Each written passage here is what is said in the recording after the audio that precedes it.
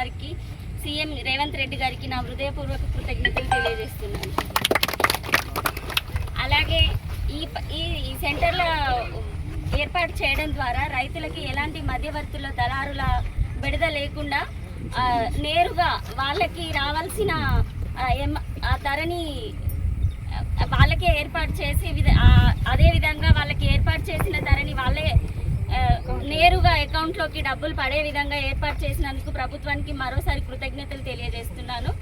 ఈ పథకాన్ని ఈ సెంటర్ల ఏర్పాటు ముఖ్యంగా మా SGS మహిళలకి ఏర్పాటు ఇవ్వడం ద్వారా వాళ్ళలో ఆర్థిక స్వాతంత్రం పెరిగే విధంగా ఆర్థిక అభివృద్ధి పొందే విధంగా మా గ్రామ మహిళలకి అవకాశం కల్పించినందుకు ఎమ్మెల్యే గారికి మరోసారి కృతజ్ఞతలు తెలియజేస్తున్నాను.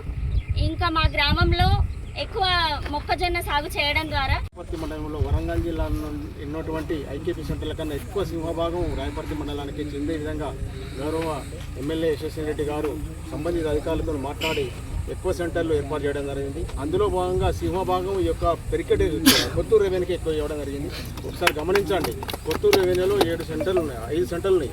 2 కొత్తూరు గ్రామంలో, 2 మదనపల్లి గ్రామంలో కూడా ఏకే సెంటర్లు ఉన్నాయి.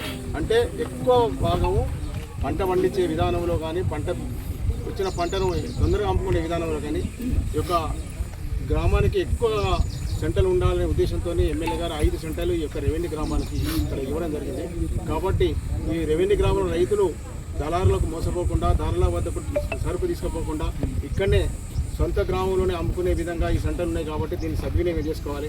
అదేవిధంగా రాష్ట్ర ప్రభుత్వం ఎన్నో విధాలుగా రైతులకు భరోసా కల్పించడానికి సిద్ధంగా ఉన్నది. రైతు భరోసాతో పాటు నెక్స్ట్ 2 రోజుల మిగతా రైతు భరోసా కూడా పడడానికి సిద్ధంగా ఉన్నది. అదేవిధంగా రైతుకు హార్టికల్చర్ క్రాప్లలో సబ్సిడీ ఇస్తూ ఉన్నది. అగ్రికల్చర్ క్రాప్లను మార్కెటింగ్ వసతి మంచి కల్పిస్తూ ఉన్నది, మద్దతు ధర పొందే విధంగా. అదేవిధంగా కూరగాయ పంటలు కూడా అనేక విధంగా సబ్సిడీ ఇస్తున్నది. కూరగాయ పంటలకు 5 రకాల సబ్సిడీలు వస్తున్నాయి. అది గమనించండి రైతులు. ఎందుకంటే మన దగ్గర కూరగాయల పంట తక్కువైంది కాబట్టి ప్రభుత్వం ఎక్కువగా రైతులకు చేకూరే విధంగా ఇస్తున్నది. అంటే ఇప్పుడు విత్తనానికి సబ్సిడీ ఇస్తున్నది, పెండాలకు సబ్సిడీ ఇస్తున్నది, క్రీపర్ మీద సబ్సిడీ ఇస్తుంది, మైక్రోవేవ్ సబ్సిడీ ఇస్తున్నది, తర్వాత ఇక్కడ మల్చింగ్ పేపర్ సబ్సిడీ ఇస్తున్నది.